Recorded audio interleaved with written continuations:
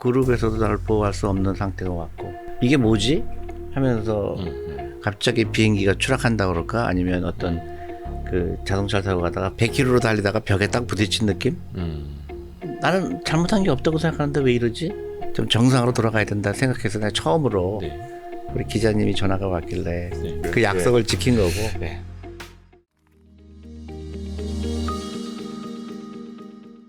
우리 존리 대표님 되게 오랜만에 뵙는데 이게 홀쭉해지셨습니다.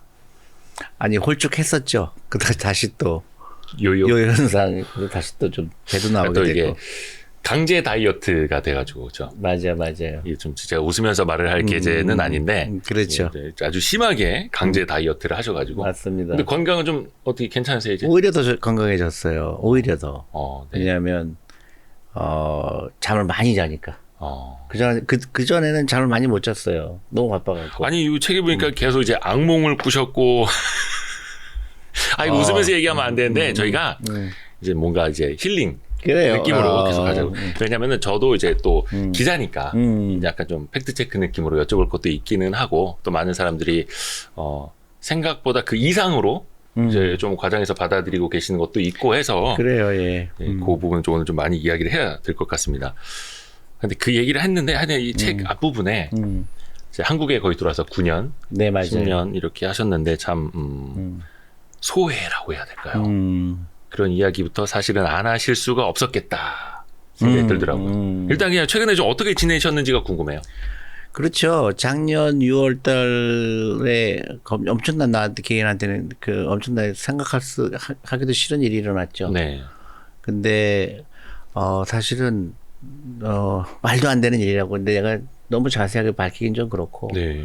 법적인 것도 있고 또 그 여러 가지 이제 얽힌 것들이 있어요. 근데 뭐 어쨌든 내가 얘기하고 싶은 거는 그렇게 신문에 날 만큼 일이 아니다.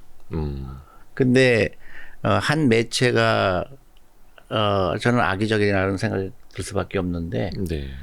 나한테 몇 분 얘기한 게 전부예요. 그다음에 후속 보도가 4개, 5개가 실렸는데 단 한 번도 나에게 얘기한 적이 없고. 네. 그런 기사가 막 실리면서 사람들은 그냥 그거를 카피해갖고 또 하다 보니까 그냥 거칠 수 없고, 그러니까 그룹에서도 나를 보호할 수 없는 상태가 왔고. 그렇죠. 그러니까 네. 이게 뭐지? 하면서 갑자기 비행기가 추락한다 그럴까? 아니면 어떤 그 자동차 타고 가다가 100m, 그러니까 100km로 달리다가 벽에 딱 부딪힌 느낌?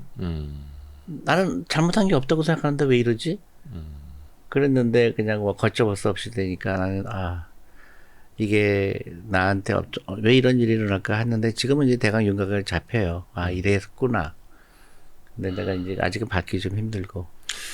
근데 사실 조금 이제 공교롭게도 뭐라 해야 될까, 동학개미의 이제 스승 역할을 해주셨던 저희 강방춘 회장님하고 존리 대표님이 거의 비슷한 시기에 이제 안 좋은 내용들이 연속돼서 나와서 많은 사람들이 어떻게 보면 실망도 했고 좀 그랬는데, 뭐 물론 그동안의 비판은 이제 좀 많이 받으셔서 오늘은 이제 비판은 제가 좀 대신하겠고요. 뭐 소명할 기회도 좀 드리고 비판할 일 할게요. 없어요. 근데 일단은 그 뭐 사모님이 이제 투자를 하시는 회사. 난 그 디테일로 가고 싶지 않고. 아니, 왜냐하면은 네. 그런 일 없어요. 근데 그럴 일이 전혀 없고. 네. 악의적인 거고. 네. 우리 와이프, 우리 가족을 건드리는 건데 용서가 안 되거든요. 그래서, 뭐, 나는 해명하고 싶은 생각은 없어요. 그래요. 네, 그럴 일 없다. 그러니까 불법 투자 촬영 없다. 그걸로 끝내야지. 이건 사실은 이랬고 이렇게 되면 또 하나, 웨이브가 또 하나 오고. 그러니까 특히 우리 와이프에 대한 얘기는 내가 너무 미안해요. 그 한국까지 따라와갖고 그 험한 꼴을 당하는 거에 바로 잡아야죠. 내 명예를 되찾아야 되고. 네네.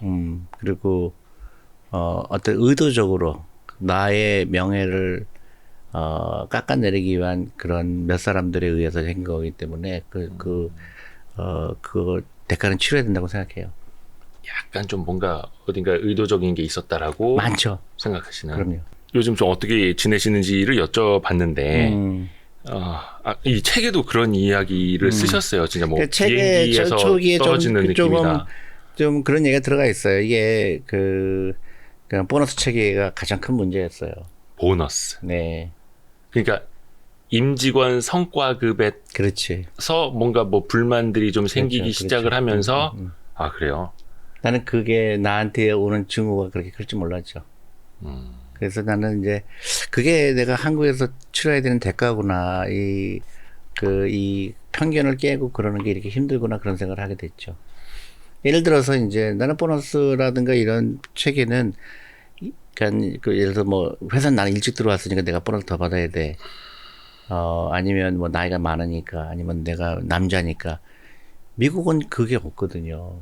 그래서 나는 너무나 당연하게 한국에 있는 내 회사도 그렇게 해야 된다고 믿었는데 그게 이제 그 몇 명의 이제 그 불만한 사람들이 생긴 것 같아요. 그래도 이 책에도 보니까 조금 많은 힘을 받았다. 힘이 되는 이야기도 많이 들었다. 약간 그런 내용들 좀 있어요. 그렇죠. 어떤 내용들이 좀 근데 힘을 사실은 주던가요? 그 기사 내용만 보면 나는 뭐 엄청나게 파렴치본 것처럼 근데 내가 그래서 뭐 내가 사회꾼이 아니라는 걸 또 증명하는 것도 웃기고 나도 그래서 잘 생각해 보세요. 난 8개월 동안 참은 사람이에요. 아무 말도 안 한 거예요. 왜 안 했을까? 너무 한국이란 사회가 이렇게 편견이 심한 나라구나. 아무도 물어보지도 않았으면서 남이 기사 하나 뜬 거 가지고 그렇게 난리를 치는 나라는 너무 이해가 안 가는 거예요. 그 많은 기사가 떴지만 나한테 확인한 사람이 없어요. 딱 나는 한 5분 정도 기자하고 이거 아닙니다. 그럴 일 없어요. 그 통화한 게 전부예요. 그 최초 보도. 그렇지. 네, 예. 근데 어떻게 이럴 수가 있을까? 그래서 내가 뭐 그렇게 이건 중요한 게 아니고 나의 경험을 통해서 우리 한국이 조금 더 좀 좋은 방향으로 변화가 됐으면 하는 심정에서 책을 썼고 나는 그쪽으로 가고 싶지 나는 아닙니다. 뭐 이렇게 그거에는 이미 시간이 지났어요. 난 8개월이라는 시간이 지났고 네, 네. 그리고 이제 지쳤어요. 네. 그러니까 저를 얘기할 때 뭐 차명 계좌 의혹 있는 존리 뭐 완전 이건 아니다. 이제 좀 정상으로 돌아가야 된다 생각해서 내가 처음으로 네. 우리 기자님이 전화가 왔길래 네. 처음으로 제가 이런 저는 그냥 이렇게 안부 전화를 작년에 한번 드렸는데 우연히 이제 책을 쓰고 계시다는 얘기를 듣고 이거 잘 됐다. 그렇죠. 그래서 유튜브 강 나온다. 그래서 제가 농담이고요. 그 약속을 지킨 거고. 네. 네. 그래서 존리 대표님 이제 어렵게 사실은 또 이제 어렵게 제가 이제 꼬셨습니다. 모셨습니다. 네. 그래서 너무 어려운 질문하지 마시고 내가 어려워서 그런 게 아니라 네. 이런 이제 법적인 이슈도 있고 맞아요. 또 네. 또 이게 또 뭐 또 어떤 얘기를 하면 또 이게 또 그거 가지고 또 뭐 어떻다 그래서 그게 말이 또 말을 만들어내니까요. 그렇죠. 그래서 맞습니다. 그거를 저는 이제 너무 이제 충분히 했기 때문에. 근데 또 하나 안타까운 게 뭐냐면 이게 공교롭게도 2022년 그 증시 엄청난 하락장하고 맞물리다 보니까 왜 존리 저 사람이 지금 이제 멀쩡한 사람들 일반인들까지 다 주식 투자하라고 시켜가지고 지금 다 막 손실 보게 만들었다. 뭐 이래서 약간 그게 원망이 막 좀 설상가상으로. 그렇죠. 근데 거기다가 이제 나쁜 뉴스가 막 겹치니까 좀 속은 기분이 들고 그런데 충분히 이해하죠. 근데 사람들 자기가 듣고 싶은 얘기만 듣고 네. 예를 들어서 내가 오랫동안 투자라고 그랬는데 1년 투자해서 마이너스 난 게 무슨 의미가 있을까? 그게 이제 투자라는 거는 시간에 투자하는 거로 여러 번 내가 말씀드렸고 낮게 타이밍 하지 마시라. 근데 지금 예를 들어서 이런 거죠. 사람들이 주가가 빠지면 사람들 안 사요. 또 올라갈 땐 또 따라가 사요. 네. 그게 되게 신기한 거예요. 그냥 아직도 우리 한국의 투자 문화가 그 가격을 맞추는 거를 투자라고 착각을 해요. 그래서 언제 들어가는 게 좋지, 언제 빠지는 게 좋지, 항상 이런 얘기 하잖아요. 네. 그거는 투자가 아니라 투기죠. 카지노 간 거죠. 네. 그 좋은 주식 너무 재밌는데 예를 들어서 지금 내가 가정주부 투자 클럽을 만들었고 네. 또 직장인 투자 클럽을 만들어서 어저께 마침 그러니까 10번 코스인데 이제 전부 오프라인으로 합니다. 우리가. 네. 근데 10번 끝나고 나서 막 너무너무 좋아하시는 거예요. 어떤 분은 우시는 거야. 헤어지기 싫어갖고. 안 믿어지시죠. 그렇죠. 이제야 뭔가 왜냐하면 보이기 시작한. 예를 들어서 주식에 한 사람씩 자기가 투자하는 주식을 골라오기. 그래서 자기가 그거를 이제 프레젠테이션 하는 거죠. 나는 이 주식을 이래서 골랐는데 서로 토론하고 그러면서 너무 재미난 거죠. 근데 그동안 우리는 투자할 때 언제 들어가야 되고 언제 빠져야 되고 뭐 차트를 보고 막 이거는 투자가 아니잖아요. 네. 근데 전부 대부분 그렇게 했거든요. 근데 내가 언제 주식 투자하면은 1년 안에 돈 번다고 얘기한 적 한 번도 없죠. 아, 그렇죠. 항상 노후를 준비하라고. 그럼요. 그러니까 여유자금으로 하고. 근데 그 1년이 주시장이 안 좋다고 그래서 그거 가지고 또 막 그거 하는 건 좀 올바른 방법이 아니고 눈이 오나 비가 오나 내가 수입의 일정한 부분을 꾸준하게 투자하는 게 그게 가장 훌륭한 건데, 그걸 지키기가 쉽지가 않죠. 왜냐면 어렵죠. 예, 주식이 올라가고 내려가는 거가 반복되니까 자기가 그걸 맞출 수 있을 거라고 착각을 하게 되고 네. 또 사서 오르면 또 자기가 천재인 것 같고 사서 떨어지면 화가 나고 그거는 이제 조금 길게 볼 필요가 있다 이렇게 얘기하죠. 이번 책 제목이 존 리 새로운 10년의 시작이에요. 혹시 이 책을 통해서 던지고 싶은 메시지? 물론 이제 그동안 해오신 말씀드리지만 근데 이건 한마디로 좀 요약하자면 굉장히 어떻게 중요한 게 네. 한국이 진짜 선진국에 가려면 금융이 선도를 해야 돼요. 네. 근데 지금 우리가 이제 앞으로 10년 후, 20년 후를 얘기할 때 한국의 먹거리가 뭔가 대부분 제조업을 얘기하잖아요. 네. 그래서 뭐 반도체니 배터리니 뭐 이런 얘기하는데 네. 그것보다 더 중요한 훨씬 중요한 게 금융이에요. 네. 근데 그런 얘기를 안 하잖아요. 그래서 그래서 10년이라는 거 앞으로 10년을 우리가 뭘 해야 될까? 금융 산업을 아주 그 탑으로 둬야 되고 네. 프라이어리티. 그다음에 교육 개혁. 네. 우리 제발 사교육 갈 돈으로 아이들 주식을 사줘라. 그래서 네. 10년 후에 절대 후회하지 않을 거다. 네. 이제 그 두 가지 10년이 저는 대한민국의 미래를 결정질 거라고 보거든요. 요 부분에 대한 그런 질문을 좀 이어가 볼까요? 책에서 보니까 새로운 10년. 근데 한국은 시간이 많지 않다라고 그렇지. 말씀을 하셨어요. 이게 어떤 의미일까요? 예를 들어서 우리가 이제 이거 바뀌어야 되겠구나 이런 분야는 바뀌어야 되겠다 하잖아요. 네. 근데 그게 어느 시점이 지나면 이미 늦어요. 불가능해요.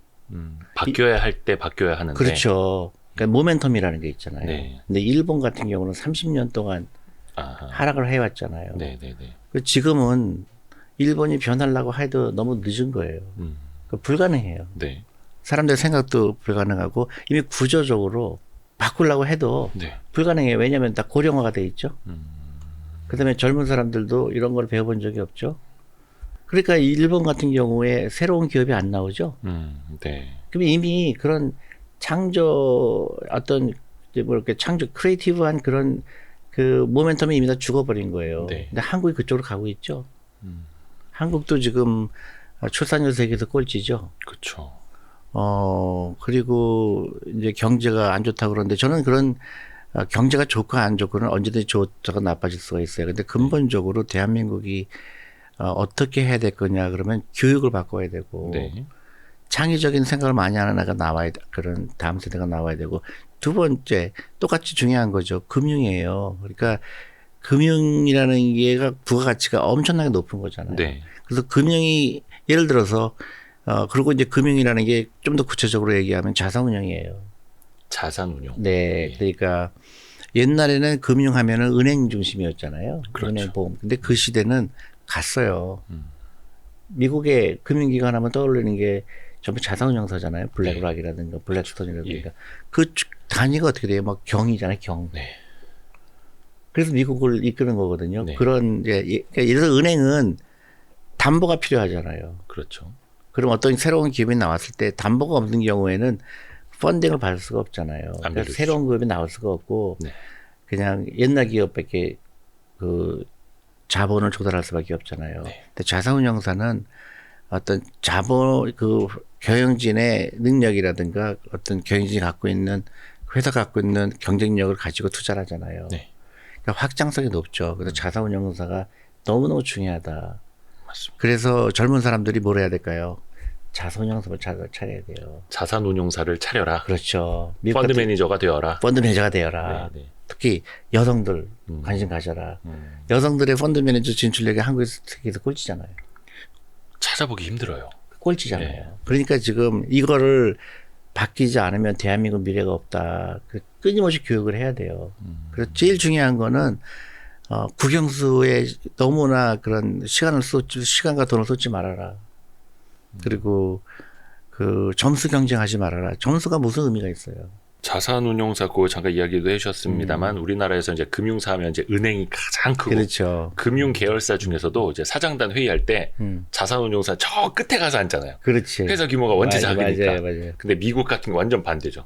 물론 상업은행도 크긴 합니다만 아이, 이제 이미 게임 끝났어요. IB들이 뭐 아이비도 끝났어요. 자산운용업에. 뭐 ETF 운용사라든지 그렇죠. 퇴직연금을 운용하는 회사들이 그렇죠. 훨씬 더 블랙락이라든가. 근데 그게 이제 이마카네전 거고 은행이나 이런 데 쪼그라들고 아이비도 쪼그라들고 있고.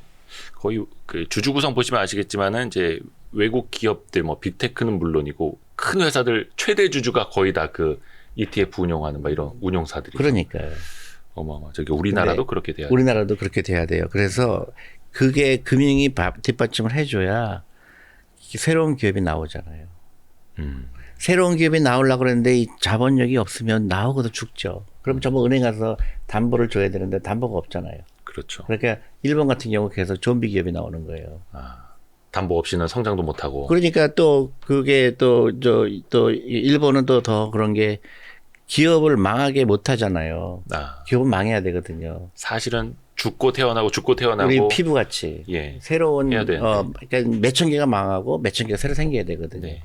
근데 일본은 이제 그게 망하지가 않으니까 좀비 기업이 돼버려요. 계속 연명만 시켜. 그렇죠. 근데 이자율도 싸겠다. 그래 은행에 돈 빌려주고 네. 그냥 아무런 혁신이 없이 살다가 예. 그게 지금 일본 경제를 짓누르고 있거든요.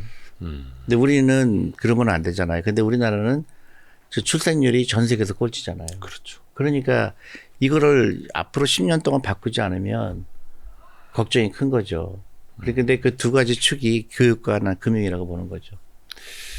저성장, 고령화, 저출산 이게 고착되어 있고 바뀌어야 할 때 바꾸지 않으면 그냥 뭐 완전 이미 저기 그렇게 돼버려. 예를 들어서 우리가 10년 전, 15년 전 뭐 이럴 때 우리 출산율 걱정한다 그랬잖아요. 예. 그때 막 1.5명 막 이럴 때도 난리가 났어요. 그렇죠. 1.2명 이럴 때 난리가 났는데 0.7명. 그렇죠. 근데 그 액션을 했어요, 안 했어요? 했다고는 하는데 아니지, 안 했죠.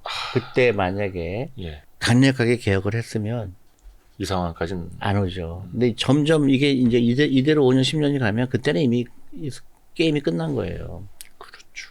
그래서 이 전반적인 혁신을 해야 되고 바꿔야 되고 그러면 연결을 돼 있거든요. 금융이 발전하면 사람들이 부자가 되죠. 네. 그럼 애를 낳을까요, 안 낳을까요? 여유가 생기면 뭐. 그렇죠. 예. 미국 유태인이에요. 미국 유태인은 애를 3명, 4명씩 낳잖아요. 저는 유태인도 아닌데 애를 셋 낳아가지고 지금 저출산 분야에서는 저도 할 말이 많은데. 그러니까. 그래서 금융과 교육의 양날개 그렇죠. 두 축을 함께 맞아요. 동력을 좀 세워야 된다. 그래서 책에 쓸 때 한국에서 내가 9년 동안 경험하면서 정말 이해가 안 갔던 것들이 그런 그 경직된 문화, 그다음에 무조건 학원에 가서 공부 잘하면 내가 성공할 거라고 착각하는 문화. 그거 과감하게 고치지 않고. 근데 그 돈으로 나는 아이들한테 주식을 사줘라. 네. 펀드를 사주거나. 그게 왜 이렇게 어려울까? 나는 그게 이해가 안 가는 거. 왜 이렇게 어려울까? 뭐 정리 대표님 덕분에 그래도 조금은 바뀌었죠. 다시 돌아간 사람이 많아요. 그래요? 근데 애들 일단 저 학원 갔다가 밤 11시에 들어오면 뭔가 그래도 하는 것처럼 보이가. 그러니까요. 근데 그렇게 하면 안 되거든. 근데 이제 그래서 주식을 사줬는데 2022년에 막 반토막 나고 이러면 이제 종리 아니야. 더 사야지. 그러니까 무한 반복되는 거죠. 더 사야지. 그쵸. 근데 그게 참 쉽지가 않더라고요. 더 샀으면은 나중에 그것 때문에 돈을 더 벌죠. 예를 들어서 주식이 만약에 10만 원짜리가 있으면 10만 원이 이제 6개월 되니까 12만 원이 됐어요. 네. 또 그래서 20만 원이 됐어요. 나는 계속 사잖아요. 네. 그거는 참 돈을 많이 못 벌죠. 근데 예를 들어서 내가 10만 원 주고 샀는데 8만 원 됐어요. 또 샀어요. 7만 원 됐어요. 5만 원 됐어요. 다시 올라가요. 그래서 10만 원 됐어요. 누가 더 돈 많이 벌었을까요?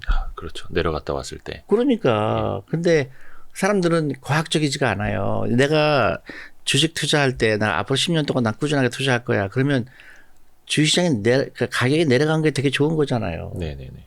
근데 올라가는 걸 좋아할까? 그러니까 순간적인 그 어떤 짧은 기간에 만족은 할지 모르지만 지극히 과학적이 아니잖아요. 네.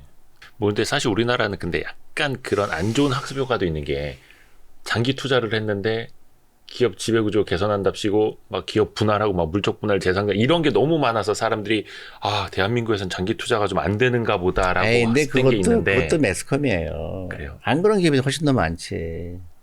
그 몇 가지 그런 케이스를 보고 역시 장기 투자하면 안 돼. 또 예를 들어서 어떤 망한 기업을 보고 저걸 망한 기업 투자했으면 야 장기 투자 말도 안 되네. 네. 그러면 장기 투자한 사람들은 다 돈 많이 번 사람들은 그러면 무슨 얘기일까요? 그런 걸 침소봉대라고 그러잖아요. 네네네. 네. 그거를 너무 그쪽만 보면은 뭐 그럴듯해 보이지만 절대 그렇지는 않죠. 네. 그리고 또 우리 책에 보면 그래서 이제 지배구조라든지 한국의 기업 문화도 같이 좀 개선될 필요가 있다. 약간 그런 것도 이제 지적을 좀 같이 해주셨고. 그러니까 시가총액이라는 의미, 그 다음에 시가총액이 컸을 때 우리 한국 사회가 예. 그 다음에 기업이 왜 좋아지는지 시가총액이라는 게 굉장히 중요하거든요. 그렇죠. 근데 그거가 이제 자금 조달 비용을 엄청나게 줄일 수가 있거든요. 네. 근데 그런 거에 대한 논의가 잘 안 돼 있는 거예요. 너무 이제 단기적으로만 보니까 그게 이제 큰 픽처가 안 보일 때가 있어요. 아까 그 교육제도 말씀하신 부분 좀 더 이어가 보자면, 저는 책에서 요 문구 보고 무릎을 탁 쳤습니다. 왜냐면 한국은 역대 왕 이름을 순서대로 외우는 데 집착한다. 근데 미국은 대통령 그 순서가 아니라 대통령 개개인의 업적과 삶을 공부한다. 그걸 보고 소름 돋았습니다. 아니 저는 이제 우리 애가 네. 이제 학교에서 숙제를 하는 걸 보고 내가 느낀 거예요. 네. 그러니까 미국 대통령을 이렇게 순서대로 외우는 게 아니라 우리 애한테 보니까 숙제가 그거더라고요. 네가 대통령 하나를 골라라. 네. 그래서 그 사람에 대해서 심층적으로 네가 연구를 해라. 이 사람이 잘한 거 못한 거. 그리고 그거를 학생들한테 발표를 해요. 그래서 링컨이라는 사람은 네. 우리가 알고 있는 거는 뭐 노예 해방으로만 알고 네. 있잖아요. 근데 알고 보면은 그 링컨의 위대함은 사실 노예 해방보다는 지금의 미국을 만든 거거든요. 네네. 전쟁을 해서라도 통일을 시킨 거잖아요. 네. 그런 위대함을 배우면서 아이들한테 역사 교육이 저절로 되잖아요. 네. 그러니까 나는 그런 교육이 필요하다고 보는 거지. 그런 건 점수를 매길 수가 없는 거잖아요. 근데 한국은 점수를 매겨야 되잖아요. 막 이거는 뭐냐, 이건 뭐냐 해서 점수. 근데 그렇게 배우게 되면 우리는 평생 점수에 매달리게 되고 그 점수에 매달리게 되면 큰 픽처를 볼 수가 없어요. 근데 우리나라에서 또 이제 대통령 개개인에 대해서 공부해서 발표해라 그러면은 또 이제 넌 좌파냐 우파냐. 아니 근데 이제 재미난 거는 네. 좋은 점만 얘기하는 게 아니라 좋은 점 나쁜 점을 같이 얘기해야 되고 어떤 때는 바꿔요. 그러니까 만약에 너는 A라는 대통령을 골랐고 나는 B라는 것도 골랐고 그래서 서로 좋은 얘기를 하잖아요. 근데 바꿔서 또 얘기해요. 네. 그러니까 그 상대방을 이해하는 것도 굉장히 중요하잖아요. 그냥 무조건 비판하는 것보다 상대방의 입장에서 보는 것도 굉장히 중요하거든요. 맞아요. 그것도 진짜 중요한 교육이죠. 역지사지 정신 이런 것도. 그래서 토론을 해야 되고 질문해야 되는데 우리나라는 질문을 너무 안 하는 거예요. 질문이요. 네. 일본도 질문 안 하고 유일하게 두 나라가 질문 안 하는 문화예요. 왜냐하면 점수만 잘 맞추면 되니까.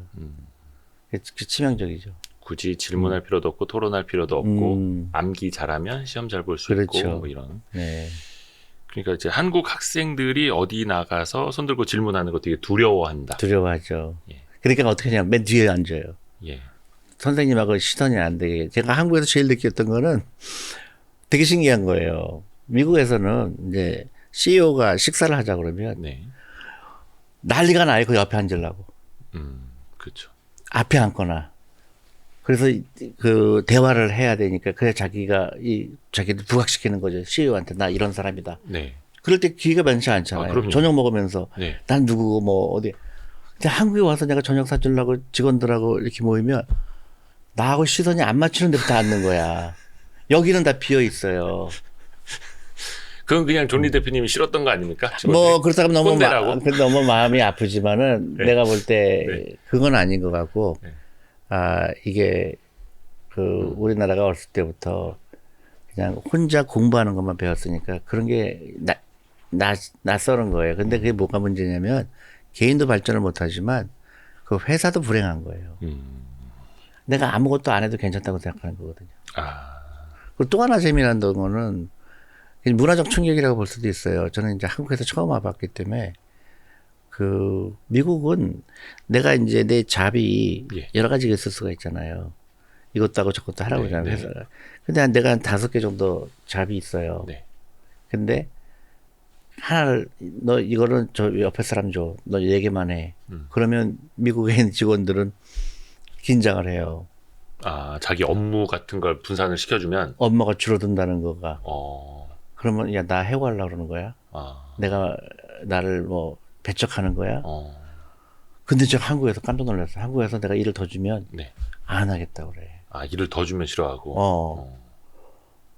그게 너무 신기한 거예요. 그게 이제 그런 것들이 단순히 어느 게 좋다 나쁘다를 떠나서 참 신기하다. 그게 이게 제가 그래서 여기 책에도 썼지만 네. 그 52시간 제도 같은 거 없애야 된다고 얘기했잖아요. 네. 그거는 학생들한테만 적용해야 된다. 그러게 52시간제는 약간 기업에겐 좀 자유를 줘야 되는 거고 오히려 학생들이 일주일에 거의 막 80시간, 90시간 그러니까요. 공부하지 않느냐. 근데 그거 다 아무런 의미 없거든. 80시간 공부한다고 해서 머릿속에 들어가 있지 않거든. 그러니까 아이들이 사는 게 별로 즐겁지가 않죠. 그래서 우리가 빨리 그 개선을 해야 돼요. 일본도 그랬거든요. 일본도 젊은 사람들이 막 너무 막 그렇게 사는 게 즐겁지가 않아서 자살률도 높았고 네. 그러다가 지금 한국이 그거를 그대로 답습하는 것 같아요. 그렇죠. 이게 어떻게 보면은 개인의 성향, 그 이제 기업의 문화, 조직 문화 이렇게 되는 거고 어디서부터 바꿔나가야 될지는 모르겠는데 그게 교육에서 이게 오는 거예요. 어릴 적부터. 그렇죠. 어렸을 때부터 스포츠를 하는 게 중요하거든요. 스포츠요. 네. 그래서 스포츠를 그러니까 미국 같은 경우 뭐 남자 여자 전부 스포츠만 하잖아요. 우리나라는 저기 고등학교인가 체육 시간을 또 줄인다 그러더라고요. 그러니까요. 그러니까 스포츠를 하면서 같이 팀 플레이 하는 걸 배우거든요. 예. 근데 한국은 어렸을 때부터 점수 경쟁을 하다 보니까 주의가 도움을 서로 주는 그 관계가 아니라 어렸을 때부터 이겨야 되는 상대가 되잖아요. 네. 그러다 보니까 그게 오랫동안 누적되게 되면 인성에 문제가 생기게 되고 사회가 어지럽히죠.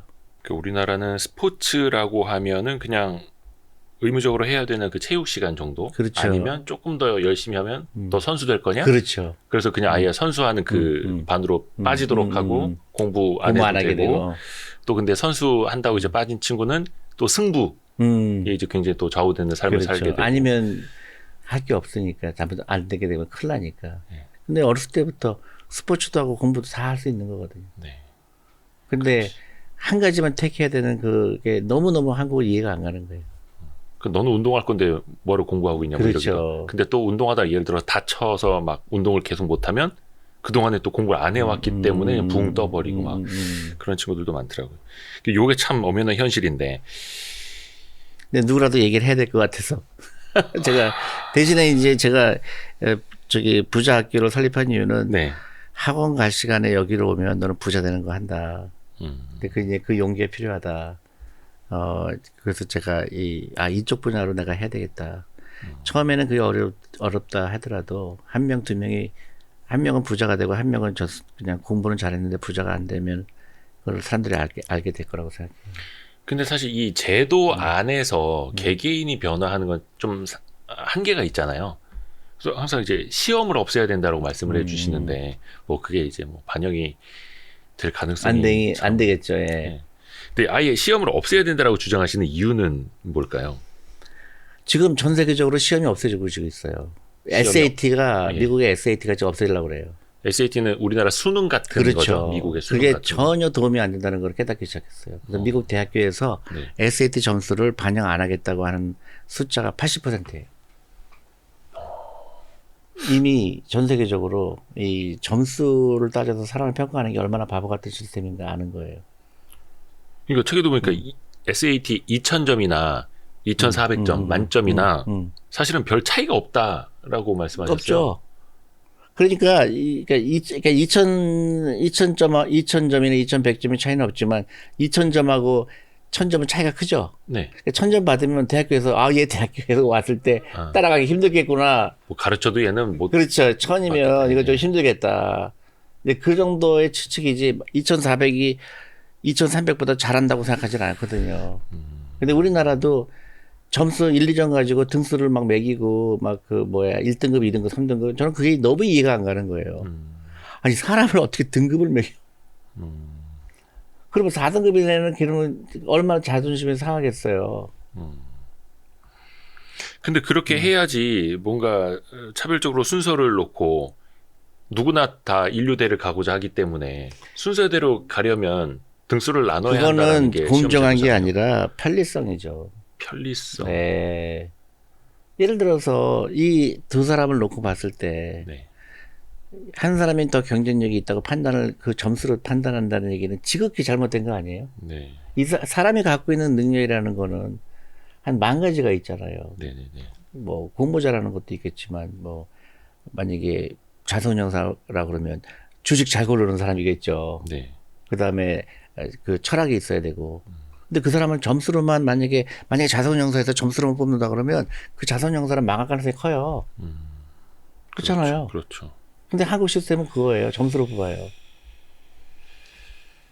그러니까 일정 수준의 학습을 할 수 있는 능력만 확인이 되면 그렇죠. 그게 만점이든 80점이든 큰 차이는 더 없다. 중요한 거는 그 사람의 인성이죠. 인성. 예. 그러니까 사실 수학 능력 시험이 그건데 수능이 그죠. 학습을 할 수 있는 능력이 그럼 어느 그것만 정도 있으면, 되느냐. 그래서 대학 가면 대학 교육을 네가 받아들일 수 있느냐. 그걸 그렇지. 보자는 수업을 건데. 따라올 수 있느냐. 그만 보면 되거든. 근데 우리나라는 그럼 이제 뭐 그래서 내신 비중 높이면 또 어느 과외학원, 논술 비중 높이면 논술 과외학원, 또 이제 봉사활동 이거 해주는. 그러니까 이제 그 회사들. 시스템을 바꾸는 게 힘들죠. 예. 근데 용기 있는 사람은 바꾸죠. 용기 있는 사람은 나 저거 안 해. 우리 애들을 저기다 안 넣을 거야. 우리 애가 뭐가 못 나서 저렇게 바보 같은 시스템에 우리 애가 들어가야 돼. 그건 용기가 필요한 거죠. 용기가 필요한 사람은 이제 우리 투자 클럽에 오시면 되는 거죠. 그래서 그 아이의 고등학교 아이들이 네. 훨씬 더 훌륭한 거 배우는 거죠. 자본주의를 배우고 투자를 배우고. 근데 중요한 거는 거기에서 좋은 선행 모델들이 나와야 되는 것 같아요. 시간이 걸리겠죠. 그렇죠. 그렇지만 지금은 모델이 없기 때문에 그래도 머리는 이해가 가잖아요. 네. 예를 그렇죠. 머리 들어서 이해는 가죠. 그러니까 액션을 하는 거죠. 그렇게 그러니까 하고는 싶은데 막상 우리의 또 저 학원 안 보내면 좀 반에서 뒤처질 것 같고 또 걱정되고. 그러니까 그거에 용기가 필요하죠. 우리가 근데 적어도 이해는 되니까 고치고 싶은 사람 고칠 수 있는 거죠. 그래서 많이 고쳤어요, 사실. 조금씩은 달라지고. 네, 있죠. 맞아요. 우리 그 학생들 중에서는 아주 야, 저 친구는 훌륭한 펀드 매니저가 되겠구나. 그런 친구들이 이제 나오죠. 나오고 있어요, 이미. 조금 이제 달라진 게 뭐냐면 진짜 한 4, 5년 전만 하더라도 학생들의 취업 1순위가 막 그 지망이 공무원. 맞죠. 이거 근데 맞죠. 요즘엔 공무원 인기가 많이 떨어졌어요. 연봉 문제일 수도 있는데. 내가 계속 얘기했거든. 그러니까 그런 것도 있고 뭐 연봉이나 처우나 이런 것도 있고 그래서 이제는 공무원이 그 취업 희망 1순위 이런 시대는 약간 좀 바뀐 것 같아요. 그렇죠, 그렇죠. 그것도 약간 조금 그래도 긍정적인 신호겠죠. 음. 또 약간 뭐라 해야 되나 이제 좀 창업을 해야 되고 학생들도 그다음에 많아지고. 정말 중요한 거는 남이 나를 판단하게 하지 말고 내가 원하는 게 뭔지를 딱 찾는 게 중요해요. 대부분 내가 대기업 다닌다면 사람들 날 멋있게 보겠지. 어떤 그런 편견에서 벗어나야 돼요. 인생에 우리 한 번밖에 안 사는데 내가 정말로 평생을 내가 하면서 즐거운 게 뭐가 있을까 고민해 봐야죠. 그게 고정관념에서 깨는 거죠. 아이들 교육도 마찬가지예요. 남들이 다 학원에 가면 점수 올라갈 거라고 그러니까 그 아이를 학원에서 11시, 12시까지 붙여놓는 거는 아예 학대거든요, 애들한테. 근데 이제 그 아이들이 학원에 가지 않고도 뭔가 잘 되는 모습을 이제 보여줘야 될 텐데 당연히 좀 시간은 필요하고 그렇죠. 그 숫자에 대한 집착을 버려야 된다고도 많이 강조를 하시는데 이게 시험의 그 커트라인이라는 게 다 달라야 된다. 그 기준도 없어야 된다. 약간 이런 주장이시나요? 아니 시험이라는 거에 저는 이제 그 제도가 없어야 된다고 생각하는 이유는 네. 시험이 필요한 분야가 있죠. 예를 들어 의사가 되려고는 네. 사람의 예. 그 신체를 그러니까 그런 자격 시험이 필요하죠. 네. 변호사도 필요하고. 네. 나머지는 왜 시험이 왜 있죠? 나머지 펀드 매니저가 돼야 되는데 왜 시험이 필요하지? 그렇잖아요. 펀드 매니저는 어떤 거죠? 고객의 돈을 얼마나 성실하게 네. 그 관리하는 거잖아요. 돈을 벌어줘야 되잖아요. 근데 거기 시험이 왜 들어가죠? 우리는 아직도 일제 시대에 사는 것 같은 거예요. 생각이. 사람을 판단을 할 때 점수로 따지는 게 너무 익숙한 거예요. 내가 제일 신기했던 게 그 보너스 시스템이에요. 그래서 네. 점수를 해갖고 점수에서 몇 점부터 몇 점까지는 뭐 얼마 보너스 몇 점부터 나는 그게 숨 막히는 거야. 인사평가 점수로. 그러니까요. 예. 나는 A등급 얼마, 그게 B등급 너무 얼마. 신기한 거예요. 아니 내가 내 직원을 뽑을 때 네. 직원한테 보너스 줄 때 내가 보너스 풀이 예를 들어서 1억이에요. 네. 근데 5명한테 주는 거예요. 네. 그럼 내가 2천만 원씩 주는 게 좋은 건지 아니면 정말 일 잘하는데 그 친구한테 한 4, 5천만 원 줘야 되는 건지 네. 난 그게 맞다고 보거든요. 예. 그래야 나머지 사람들 나도 저렇게 일해야 되겠구나 하잖아요. 그렇죠. 다 같이 2천만 원 주면 일 안 할까 안 할까? 그럼 거의 공산주의나 비슷하죠. 안 하지. 예. 근데 대부분 그런 시스템이에요. 그러니까 예를 들어서 5명에서 줄 때 제일 잘 받는 애는 2,500만 원, 제일 못 받는 애는 1,500만 원. 그러면 일 안 해요. 내가 아무리 일해도 1,000만 원밖에 차이 안 난다 그러면 안 하죠. 그게 되게 신기하게 생각했어요. 뭐든지 점수화를 하면 그게 공정하다고 착각을 해요. 그게 공정하다는 착각 이런 말씀이죠. 그렇지. 왜냐하면 그 숫자를 누가 만들죠? 사람이 만들잖아요. 근데 뭐라도 1, 2, 3, 4등급 A, B, C, D 그러니까 등급이 우리가 있어서 내가 아니야. 우리가 어렸을 때부터 네. 거기에 익숙한 거예요. 나는 몇 등급인가? 예. 수학 1등부터 4등급까지 있다. 그러면 나는 3등급이었어. 예. 그게 너무 자기도 모르게 익숙해지는. 자기를 로봇 같이 만드는 거예요.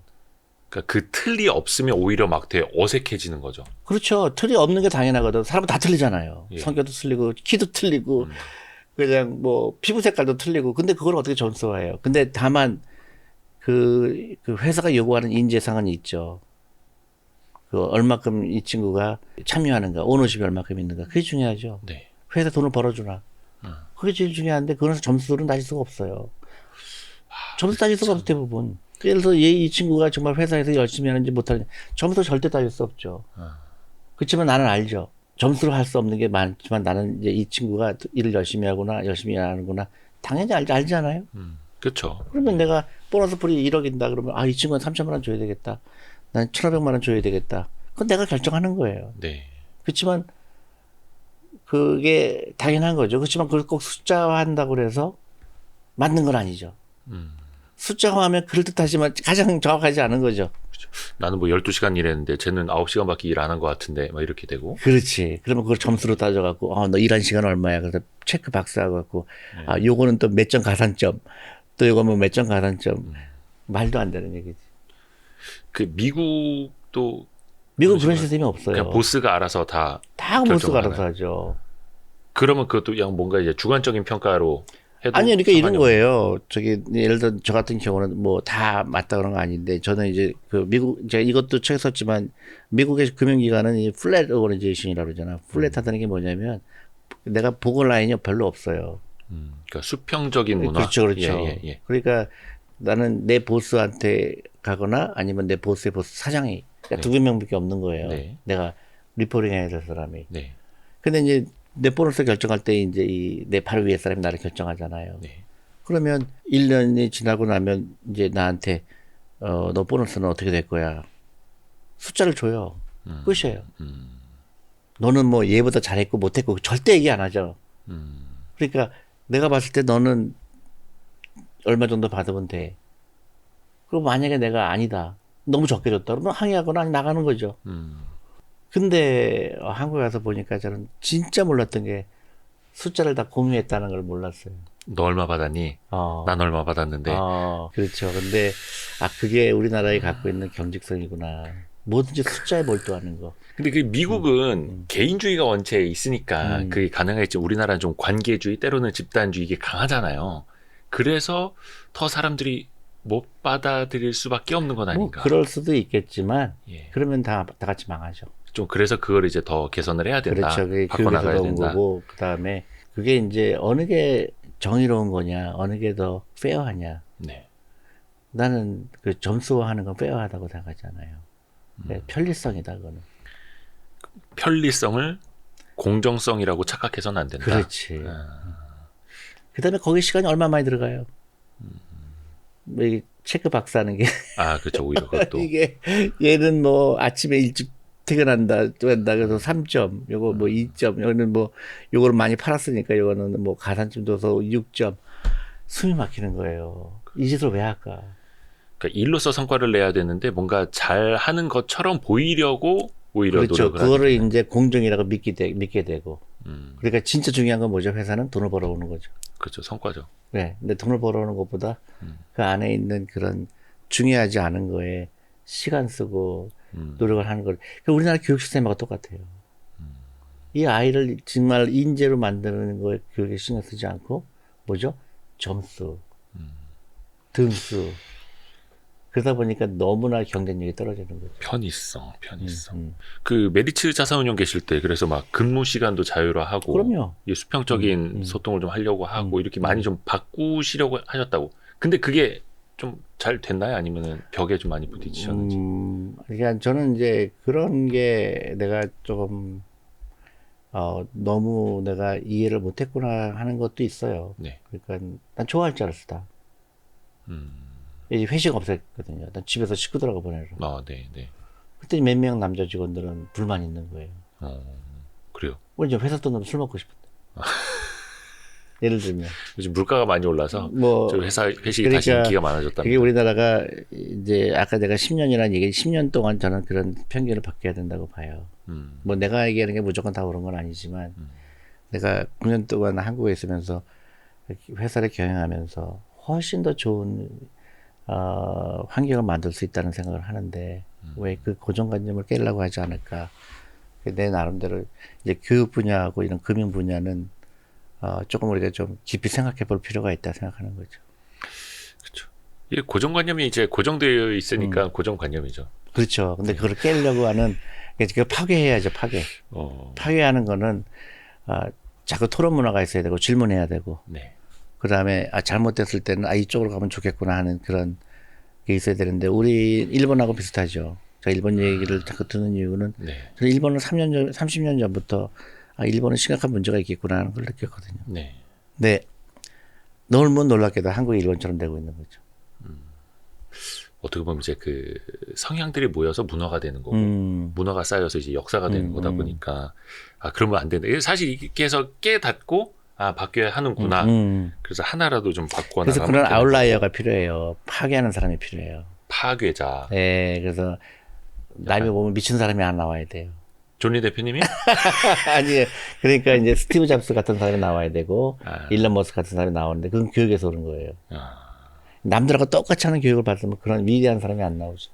그래서 뭐 파괴적 혁신, 창조적 파괴 이런 이야기들이 나오는데. 그래서 그 틀이 깨지는, 그래서 그 모범생만 나오는 게 아니라 모범생이 나와야 되고 그 뭐 학교 공부 좀 못해도 괜찮고 이제 그런, 그게 이제 용납이 되는 사회가 돼야 돼요. 사실 우리가 책에서 뭐 창조적 파괴, 파괴적 혁신 이런 책 보면은 뭉클합니다. 그래, 이렇게 돼야지. 멋있는 말이야. 근데 당장 내가 다니는 회사에서 그런 일이 생겨난다 그러면 어씨 어떻게 나 집에 가라는 얘기야. 우리 회사 왜 이래? 뭐 이렇게 되거든요. 그러니까 이게 실생활까지 이어지는 게 참 쉽지 않은. 그래서 미국에서도 마찬가지죠. 미국도 마찬가지죠. 네. 불안하죠. 내가 잡이 없었을 때 내가 어떻게 파괴를 해요. 그래서 대부분 성공한 사람들은 잘린 사람들이에요. 좀 무섭기는 한데. 그게 이제 노동의 유연성이죠. 그렇죠. 내가 잘리는데 오히려 잘 된 거예요. 그래서 훌륭한 사람이 나오는 거죠. 그게 짧은 기간에 보면 그 자체가 굉장히 마음도 아프고 네. 잔인하기도 하고 그렇지만 그 사람한테 더 좋은 경우가 될 거예요. 왜냐면 내가 거기서 잘렸다는 얘기는 미안한 얘기지만 맞지 않는 거일 수도 있거든요. 더 다른 좋은 게 기다리고 있을 가능성이 있거든요. 그러니까 그게 일본처럼 종신 고용을 한다든가 이런 게 좋은 게 아니다 그런 거죠. 근데 보니까 책에도 저기 뭐야 CEO나 이런 사람들 임기를 정해놓는 것 자체도 좀 말이 안 된다. 그렇죠. 이렇게 지적을 하셨어요. 네. 근데 우리나라는 예를 들어서 뭐 국민연금 CIO는 뭐 3년밖에 안 된다. 그건 말이 안 되죠. 말이 안 되는 건가요? 왜냐면 내가 투자 결정을 할 때 앞으로 5년, 10년을 보고 투자하는데 네. 3년에 나가면 그래서 내 임기 안에 성과가 나와야죠. 그러니까 말이 안 되는 거죠. 내가 투자하는 기관과 내 임기하고 같이 가지가 않잖아요. 그럼 내가 어떻게 장기적인 플랜을 짜요? 그렇죠. 근데 이제 저도 대기업들도 이렇게 취재하면서 출입을 많이 해봤습니다만 대기업 CEO들조차도 그 말씀들을 하세요. 임기가 2년이고 2 플러스 1, 2 플러스 1 플러스 1 플러스 이렇게 가는데 그 안에 성과를 못 내면 그러니까 당연히 5년치, 10년치 투자를 하려고 하겠느냐. 절대 안 한다. 그렇기도 하고 그 다음 사람은 또 전임자가 한 걸 다 지워요. 그쵸. 엎어뜨리죠. 그러니까 어떻게 돼요? 다시 10년 지나도 20년 지나도 그 회사는 똑같은 걸 발전을 못 하죠. 그러니까 전임자가 5년, 10년 플랜을 짜놔도 그 다음에 온 CEO가 다시 그때부터 5년, 10년 플랜 다시.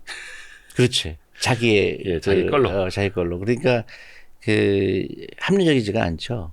저는 그래서 특히 금융기관은 장기적으로 그 CEO가 있어야 된다. 저는 그렇게 굳게 믿고 있죠. 장기간. 네, 장기간이죠.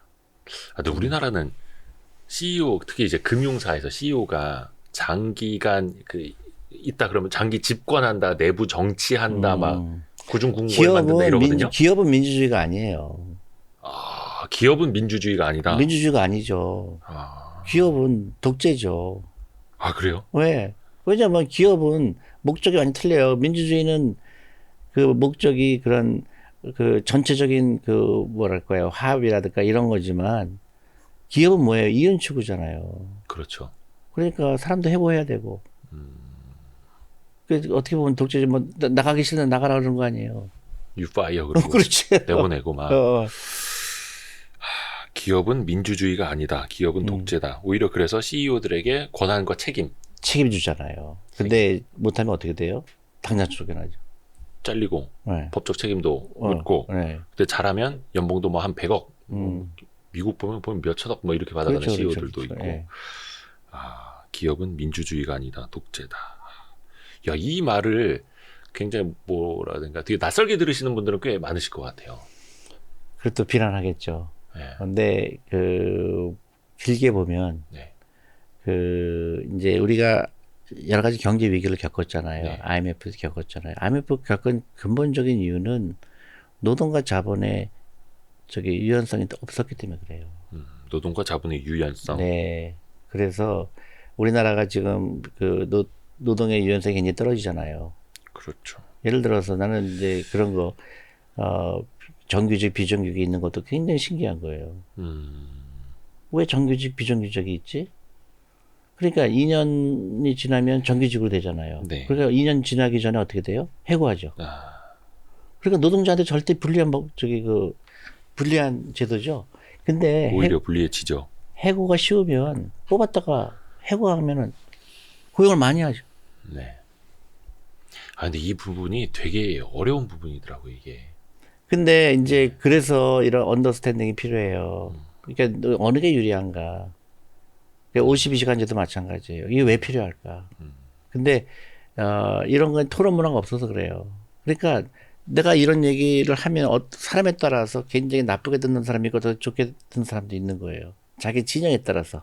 그렇죠. 자기 진영과 이해득실에 따라서. 그러니까 근데 그게 아니고 합리적으로 접근해야 될 거 아니에요. 왜 기업을 52시간을 묶어놓을까? 근데 예를 들어서 비행기 조종사는 52시간 필요하죠. 그렇죠. 52시간이나 더 적어야 되겠죠. 안전과 직결되기 때문에. 그렇죠. 예. 이제 그런 공장에서 일하는 사람들, 벨트에서 일하는 사람들. 그렇죠. 그래서 뭐 졸고 너무 힘드니까. 예. 그런 거 제외하고는 국가가 간섭할 일이 아니죠. 금융기관. 네. 집에서도 일하잖아요. 예. 근데 그 사람은 52시간을 어떻게 묶죠?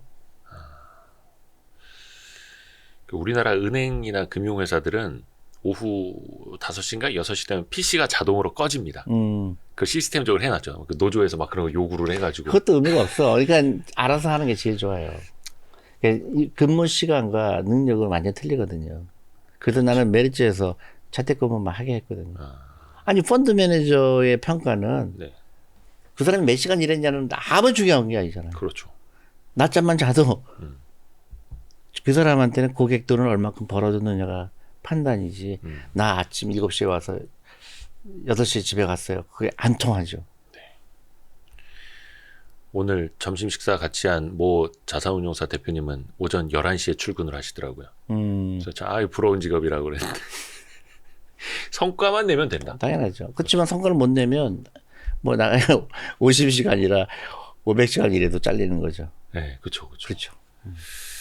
그게 맞는데 이게 참 이제 머릿속으로 그렇게 생각을 해도 이게 이제 자기 문제가 돼버리면 또 이제 사람들은 달리 그래서 받아들여가지고 이제 토론 문화가 필요해요. 이런 걸 좀 토론을 좀 많이 해야. 그렇죠. 그러면 서로 내가 좀 잘못 생각한 것도 있구나, 또 저 사람 말도 일리가 있구나, 그런 그런 프로세스가 필요한데 한국은 그게 없는 거예요.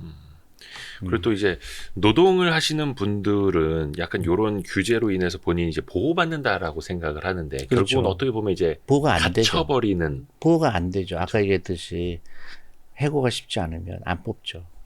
그렇죠. 그래서 또 이제 노동을 하시는 분들도 얼마든지 마음만 먹으면 자본가가 될 수 있는 사회니까. 그렇지. 그런 식으로도 이제 뭐 투자도 하시고. 그렇죠. 맞아요. 노동과 자본은 이렇게 같이 일하게 하는 거죠. 예. 나는 노동력도 있고 자본력도 있으니까 처음엔 자본력이 별로 안 되지만 그걸 일시키면서 자본력의 규모가 커지고 내 노동력은 점점 줄어들고 나이가 먹으니까. 그래서 나중에 노후 준비할 때는 전부 자본이 내 재산의 100%가 되는 거죠. 그렇죠. 맞습니다. 그래서 이제 뭐 이렇게 임단협 같은 거 할 때도 임금 얼마 더 올려달라는 것보다는 차라리 회사 주식, 그렇죠. 스탁옵션 그렇죠. 이런 게 훨씬 더 나은 거죠. 네. 저도 저희 PD들한테 회사에 자본금을 출자해라 라고 얘기를 했는데 이제 제가 돈이 궁해서 그런 건 줄 알고. 그렇지, 그렇지. 회사의 오너십을 갖는 게 중요한데. 맞습니다. 노동뿐만이 아니라 자본으로도 같이 참여를 해야죠.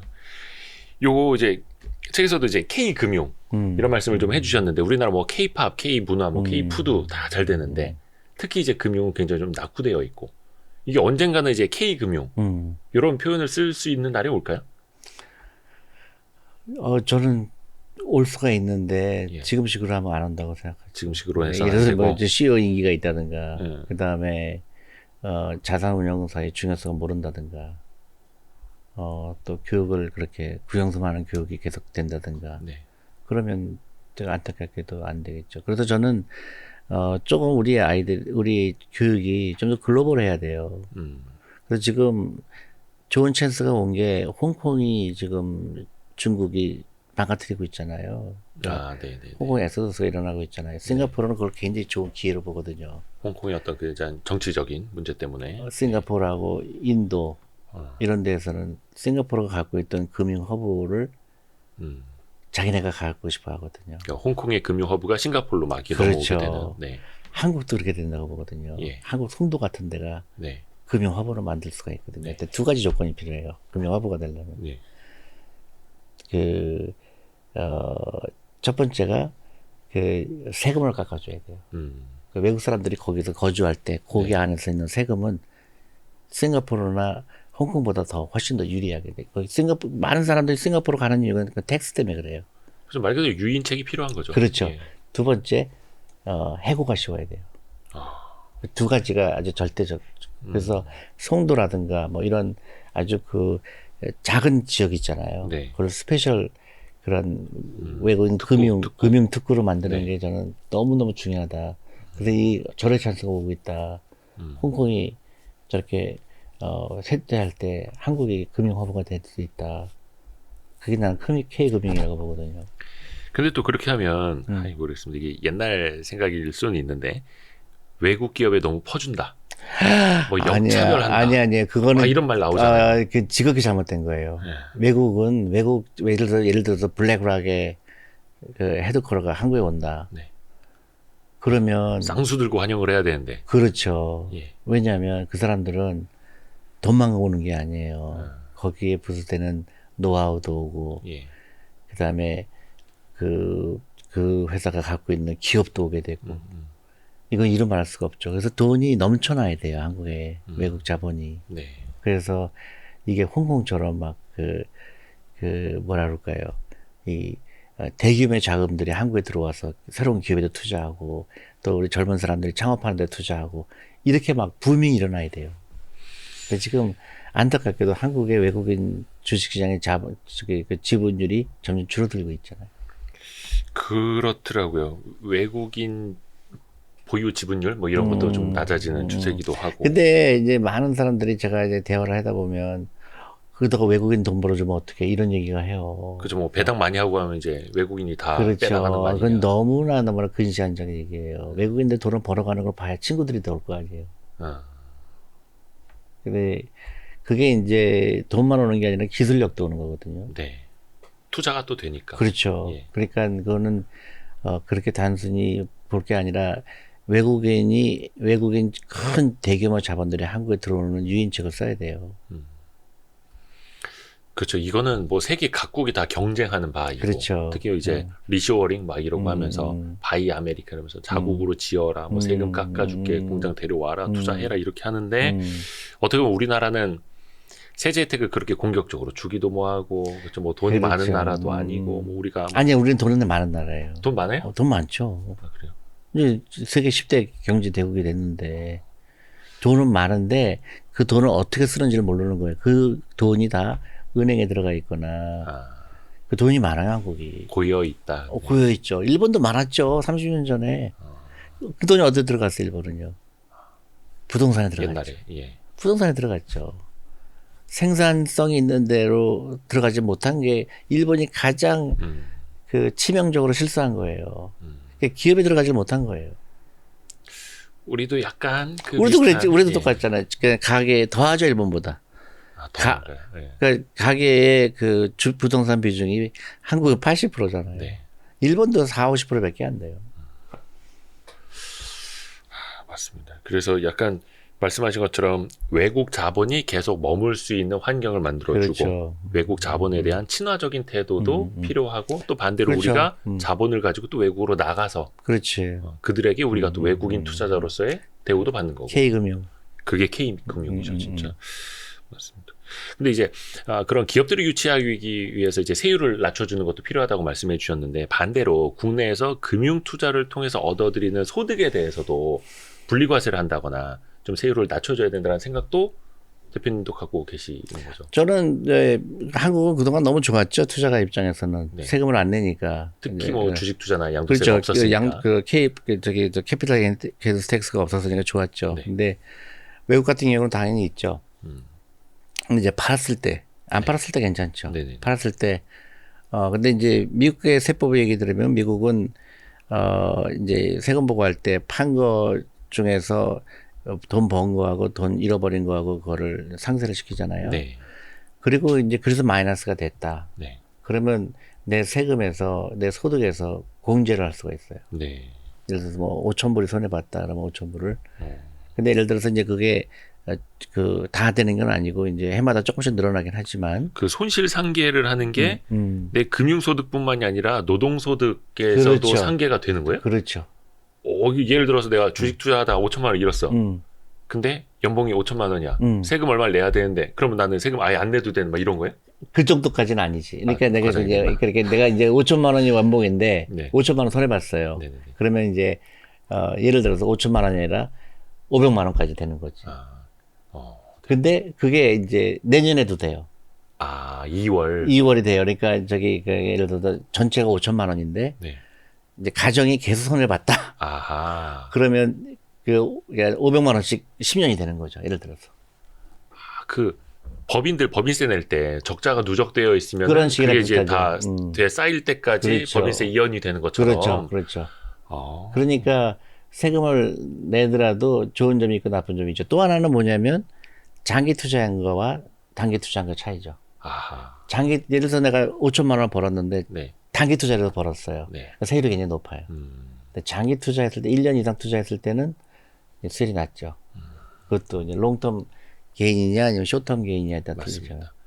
그러니까 그런 준비 없이 사실 우리나라가 이제 정부가 원래 2023년부터 금융투자소득세라고 해서 주식투자 그 양도세 전면과세를 하려다가 이제 큰 저항이죠. 거의 저항, 네, 조세 저항이지. 네, 조세 저항이 이제 맞닥뜨렸었는데 그래도 언젠가는 이제 저는 뭐 소득 있는 곳에 세금이 필요하다고는 보는데 맞죠. 다만 그 세금을 거둘 수 있는 환경, 공정한 시장을 만들어 놓는 게 저는 그러니까 저는 제일 중요한 거는 이제 장기 투자를 유도해야 돼요. 장기 투자 유도. 네, 그러니까 예를 들어 장기 투자 하더라도 내가 안 팔면 세금 안 내잖아요. 아, 네, 네, 네. 근데 만 20년 후에 내가 팔아서 세금 내면 거는 괜찮잖아요. 그때는 굉장히 많이 벌었을 테니까. 네. 근데 그때도 단순 세율이 아니라 뭐 20년 갖고 있었으면 그 20년을 이제 환산을 해서 그렇죠. 예. 그래서 그런 이제 유인책이 필요하죠. 그래서 주식시장에 머물게 하는 거. 그다음에 이제 퇴직연금을 주로 많이 투자하게 하는 거. 그리고 세금 혜택이 있는 거 투자하게 하는 거. 그게 그래서 그 개인들이 주식 투자를 당연히 하게 유인하는 게 중요하죠. 퇴직연금 굉장히 많이 이제 항상 강조하시는데 미리미리 준비를 해 놔야 된다. 근데 많은 분들이 사실 또 이제 직접 투자도 굉장히 하려고 하시고 왜냐면 퇴직연금 좀 뭐 수익률도 별로라는데 내가 직접 하면 더 잘할 수 있을 것 같고 항상 그런 생각들을 갖게 되잖아요. 좀 현실적으로는 좀 어떻게 퇴직연금이 그러니까 이렇게 세 가지잖아요. 국민연금이 있잖아요. 네네. 그다음에 퇴직연금이 있잖아요. 예, 개인연금. 연금저축이랬잖아요. 네. 근데 퇴직연금은 퇴직연금이 제일 먼저 주식에 투자가 돼야 되죠. 주식형 펀드에. 네. 왜냐하면 강제성이잖아요. 네. 내가 지금부터 퇴직연금 했을 경우 내가 앞으로 은퇴가 20년 후니까 20년 후에 찾을 거잖아요. 네. 그 주식이 무조건 투자가 되죠. 네. 근데 그거를 뭐 연금 보장해 놓은 거는 바보죠. 그다음에 연금저축펀드 이것도 세금 혜택이 있잖아요. 네. 그 두 가지는 만 해도 아마 벅차서 못할 거예요. 그 금액이. 그러니까 원래 이렇게 3층 구조로 만들려고 하잖아요. 국민연금, 그다음에 회사에서 내는 퇴직금, 퇴직연금, 그렇죠. 그다음에 개인적으로 부는 개인연금. 그렇죠. 이게 그 연금 저축도 있고 연금 펀드도 연금저축 있고. 펀드가 제일 좋죠. 이게 3층을 다 하시는 분들을 찾아보기가 조금 쉽지 그러니까 않아요. 그걸 안 하고 개인적으로 투자하는 사람이 많잖아요. 그렇죠. 근데 그거는 바보지. 왜냐면 세금 혜택을 안 받고 있잖아요. 아, 세제 혜택이 있죠. 근데 왜 세제 혜택이 있는 걸 멀리하고 저기 자기가 직접 하려고 그러고. 예를 들어서 네. 내가 그 택시 타고 갈 수 있는 거를 자전거 타고 가겠다랑 똑같은 얘기죠.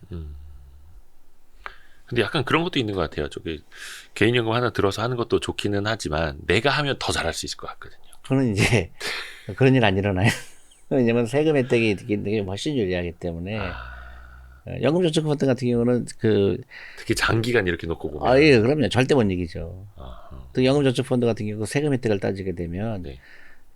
그냥 내가 투자한 사람과 연금저축으로 투자한 사람하고 그 부의 차이가 10년, 20년 되면 걷잡을 수 없죠. 거의 1년에 0.51% 차이가 아니, 나중에 되면 훨씬 더 큰 차이. 그것도 더 크고 차이가. 근데 예전에 그 메리츠 자산운용 계실 때는 메리츠 자산운용에 이제 연금 펀드 이런 거 유치라도 됐는데 지금은 이제 뭐 강연 다니시거나 사람들 많이 교육하러 다니셔도 메시지는 뭐 없지 똑같아요. 않나요? 아니요. 저는 이제 뭐 한 회사 속하지 않았기 때문에 좀 더 자유롭게 뭐 근처에 있는 회사 들어가서 하셔도 된다. 더 자유롭게. 그렇죠. 어디든 당장 시작을 하셔라. 그렇죠. 시작하는 게 중요하죠. 맞습니다. 그렇게 되는 그래서 어떻게 보면 사실 우리 존린 대표님 통해서 대한민국 한 분 한 분씩 조금씩은 그 생각을 바꿔 나가는 거고 그래도 작지만 큰 변화가 아니라 그래도 큰 변화가 계속 이어지고는 있는 것 같다는 생각 들거든요. 이제 변화가 일어나야 된다고 보고요. 그래서 제가 시간이 없다 그런 게 10년 남았다. 10년 동안 안 하면 이제 끝이다. 출산율 빨리 올려야 돼요. 그건 답이 안 나올 것 같아요. 아니에요. 답 나왔잖아요. 시험 없애면 되죠. 그리고 학원 안 보내면 되거든. 교육비가 이제 크게 세이브가 되면. 그럼요. 그리고 그 아이들이 부자 만들면 그 아이들이 또 결혼도 하고 애도 낳겠죠. 결국은 경제적 독립이 키예요. 아무리 돈을 많이 써도 출산율 안 올라가요. 근데 살기 힘들데 어떻게 애를 낳아요? 내가 살기 힘든데 어떻게 애를 낳아요? 근데 애 낳으면 또 학원 밤 11시까지 보내지. 나 이것도 애한테 못할 짓인데.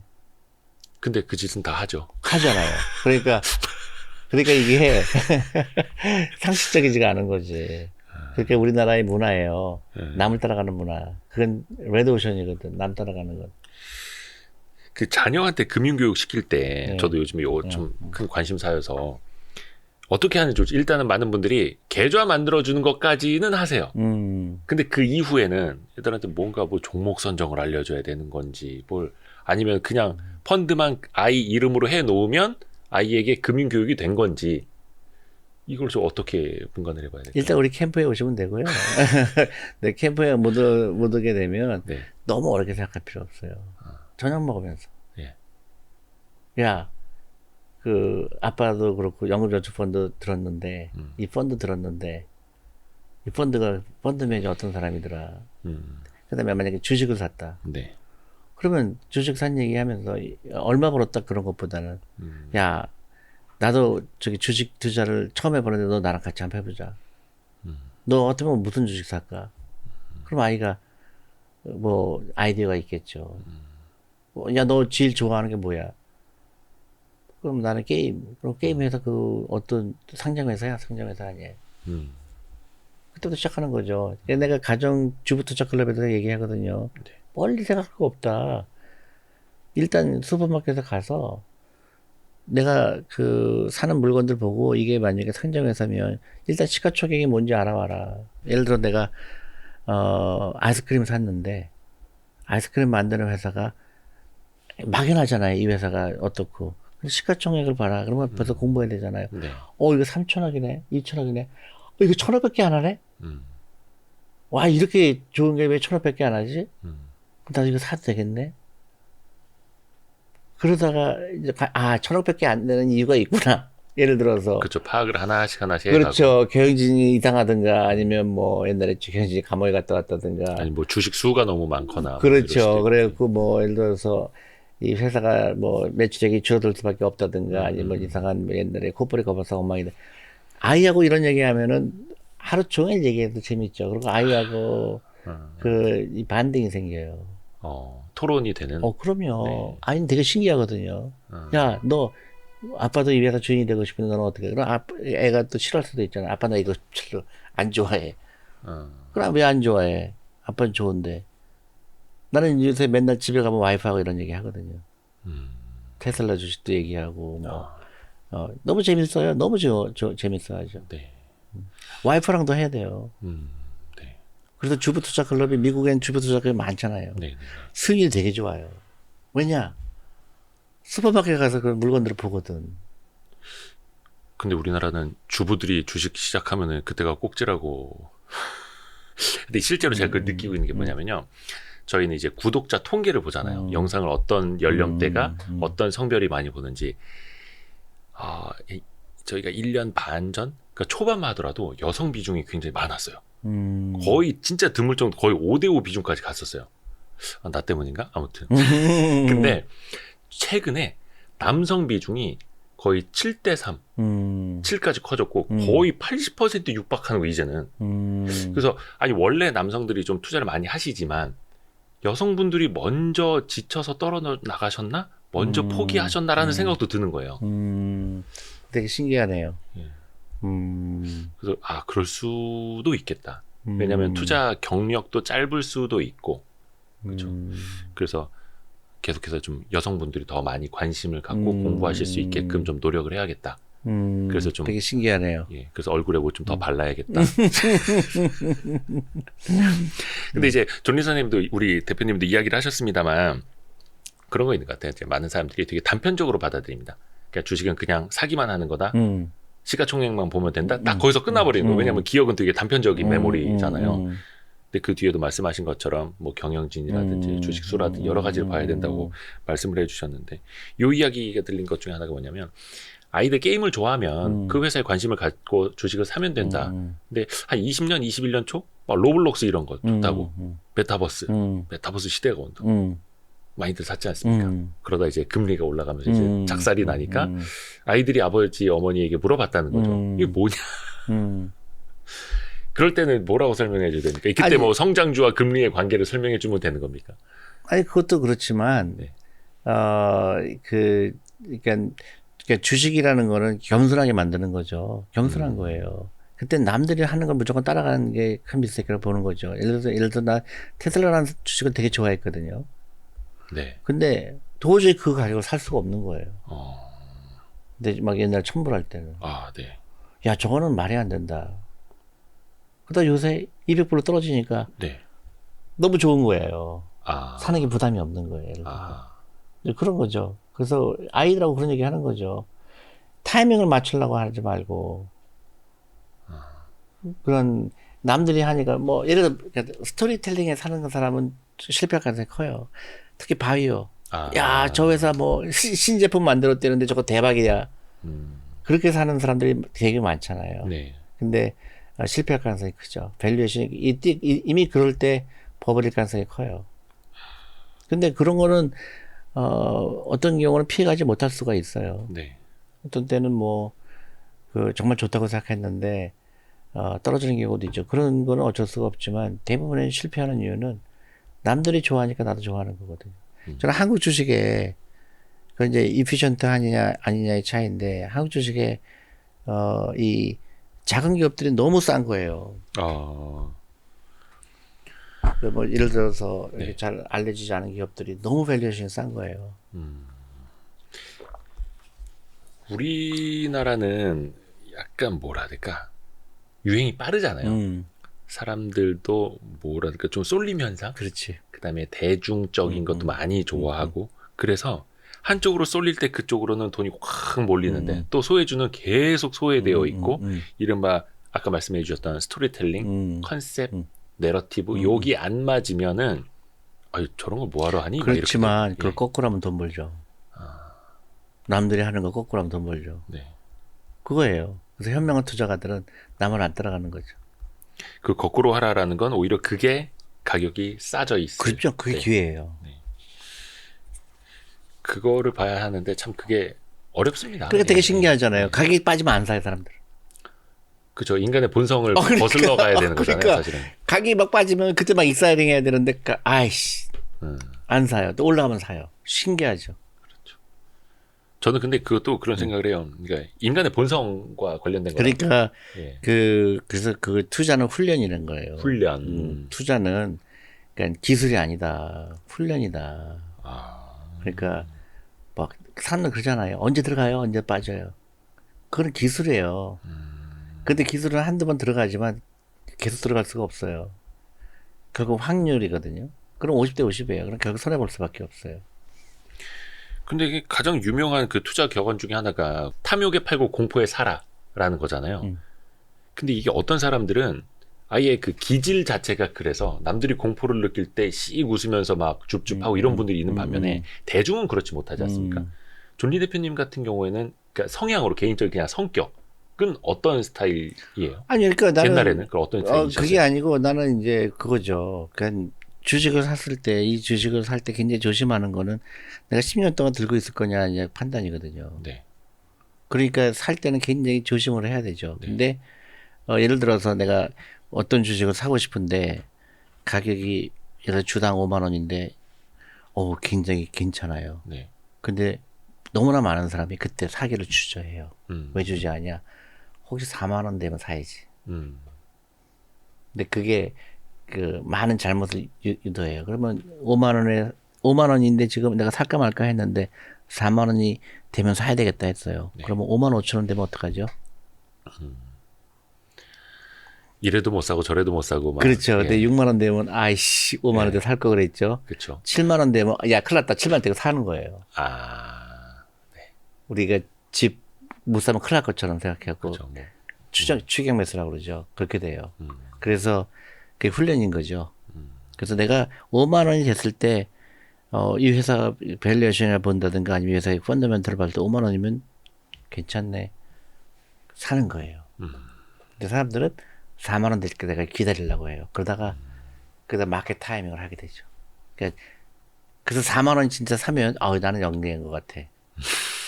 그렇게 생각을 하죠. 착각을 하게 되죠. 운이 좋았을 뿐인데. 운이 좋았을 뿐이죠. 투자는 훈련이다. 네. 이거를 사실 그 익혀봐야죠. 계속 반복을 그러니까 해서. 투자 훈련이라는 건 다른 게 아니에요. 예를 들어서 우리는 계속 겪었잖아요. 예. IMF 때 폭락을 왔잖아요. 네, 네. 근데 기다렸더니 어떻게 돼요? 다 리커버했죠. 그렇죠. 또 미국의 저기 부동산 사태도 난리가 났지만 결국 돈 엄청 벌었죠. 서브프라임 모기지 때. 그렇죠. 그게 뭐예요? 훈련인 거예요. 네. 아, 맞아. 장기 투자하면 벌게 돼 있어. 근데 예를 들어서 그런 학습을 하는 사람이면 그거를 훈련을 제대로 받은 사람이면 겁을 안 내죠. 네. 왜 겁을 안 낼까? 내가 투자한 회사가 문제가 없다는 걸 알거든요. 네. 나는 공부를 하고 다 투자했기 때문에. 아, 이거는 가격이 더 싸졌네. 야, 이거는 완전히 내가 진짜 이거는 내가 그러니까 월급에 20% 10%씩 했는데 야, 이번에는 내 월급에 20% 넣어야 되겠다. 그런 이제 그러면 즐겁죠. 그렇습니다. 그런 훈련을 이제 투자자 스스로 하셔야 되는 거고 또 아까 말씀하신 것처럼 자녀와의 대화에서 그렇죠. 부터 또 그런 걸 이제 알려주는 게 아이의 DNA를 바꾸는. 아니 저희 그 캠프에 온 사람들이 그런 그 식구들이 굉장히 많아요. 아이하고 아빠하고 얘기하고요. 예. 특히 탈북자들이 되게 재밌어요. 오. 탈북자들이 주식이 되게 좋아해요. 어. 이 자본주의에서 자본주의의 이제 꽃을 보시는 자본주의에서 내가 기업을 소유할 수 있다는 거에 이거는 굉장히 막 야, 이렇게 좋은 시스템이 있구나. 근데 남편이 반대를 해요. 뭐 세터민이나 뭐 누구나 다 똑같네요. 예, 부부 사이에 일단은 의견부터 같이 합의보고 와야 되는 거.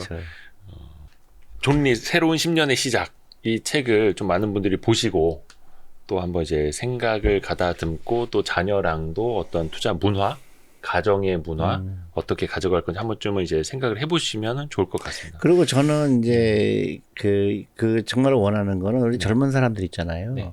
젊은 사람들 뭐 하고 싶냐 물어보면 많은 사람이 그냥 뭐 막연하기도 하고 네. 또 대부분 그 의사, 변호사 이런 몇 가지 그 한정된 직업에 하고 싶어 해요. 네. 근데 나는 한 번도 젊은 사람들 물어봤을 때 나 펀드 매니저 하고 싶어 했던 들어보지를 못했어요. 여기가 진짜 돈 버는 거예요. 블루오션이에요. 요즘엔 다 저기는 희망하는데 전업 투자자. 그건 망하는 길이고. 그거는 망하는 길이고, 네. 이제 직업 선택을 할 때, 네. 이 금융업, 특히 자산운 영업은 블루오션이다. 저는 그렇게 얘기하고 싶어요. 어떤 그 시스템 안에서 투자를 하고 돈을 굴리고 회사와 같이 성장할 수 있는. 고객 돈을 받을 수가 있고, 네. 예를 들어서, 미국의 대학생들한테 너 뭐 할래? 그러면 다 월스트리트 가고 싶어 하잖아요. 그 이유가 확장성이 엄청난 기업. 예를 들어서 내가 의사가 되잖아요. 네. 환자 볼 때만 돈을 벌죠. 네. 내가 베케이션 가거나 하면은 돈이 안 들어오죠. 네. 그게 왜 그러냐? 시간당 직업이죠. 네. 변호사도 마찬가지죠. 시간당 직업은 자기 일하지 않으면 안 되죠. 근데 이제 그 시간당 페이가 셀 뿐이지. 네. 왜 사람들 그 생각을 안 할까? 금융은 내가 버는 게 아니라 내가 투자한 회사가 벌잖아요. 확장성이 엄청난 거예요. 그러네요. 돈 일하게 하라. 그렇죠. 예. 그러니까 월스트리트 가서 일하고 싶은 거죠, 사람들이. 근데 한국은 의사, 변호사만 택하는 거예요. 그건 자기가 일하는 건데 좀 생각을 확대할 필요가 있죠. 확장성. 미국에는 월스트리트, 한국에는 여의도 스트리트, 그게 바로 Y 스트리트입니다.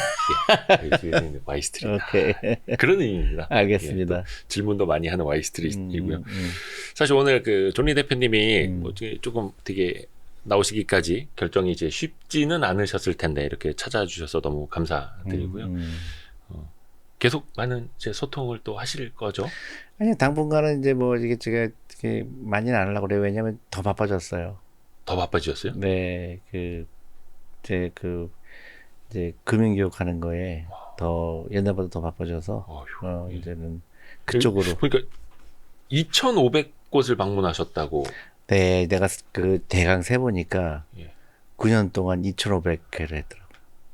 야, 대박이네. 그 마일리지로 쌓였으면 참 그렇죠. 어마어마했을 텐데. 대부분 이제 그래도 나한테는 굉장히 큰 소중한 이제 그 기억이고 그거를 이제 헛되게 하고 싶지 않아요. 그래서 이제 발동을 걸게 해야지. 주식 투자는 굉장히 즐거운 거구나. 그다음에 일비비하지 않는 거구나. 그 주식을 어떤 주식을 골라서 그 성장하는 걸 보는 거는요 굉장히 성취감이 커요. 내 선택이 맞았구나. 그렇죠. 예. 내가 올해 투자한 보람이 있구나. 그렇죠. 그래서 5년 동안 투자했더니 내가 이번에 미국에 가서 겨울에 미국에 있었거든요. 네. 근데 내가 아는 분이 어떤 분이 있는데 고등학교 교사예요. 네. 근데 그분이 이제 은퇴를 하셨는데 네. 미국의 고등학교 교사 월급 굉장히 짭니다. 그런데 대부분이 연금이 나오기 때문에 이제 살 수가 있는데 그분이 이제 계속 그 고등학교 교사기 때문에 월급이 많지 않아서 굉장히 고생했던 분인데 네. 그분이 친척들 다 데리고 해외 여행을 가자는 거예요. 네. 알고 봤더니 예. 이분이 20년 전에 네네. 만불을 애플 주식을 산 거예요. 그리고 깜빡 잊은 거예요. 농담이 아니야. 내가 이거를 얘기한 거예요. 그래서 그 사람이 당신이 왜 롱텀으로 투자하는지 알겠다. 그래서 열어보니까 이제 은퇴하니까 그 생각이 난 거예요. 근데 어떻게 팔 줄 모르는 거야. 팔아본 적이 없기 때문에. 그래서 이제 그걸 들여다봤더니 동그라미가 너무 많은 거야. 네네네. 보니까 300만 불인 거예요. 300만 불이면 얼마야? 40억이죠. 와. 35억이지. 예. 예. 그래서 이 사람이 친척들 다 해외여행 시켜줬다는 얘기를 그러니까 내가 이번에 뉴욕에 갔을 때 만난 거예요.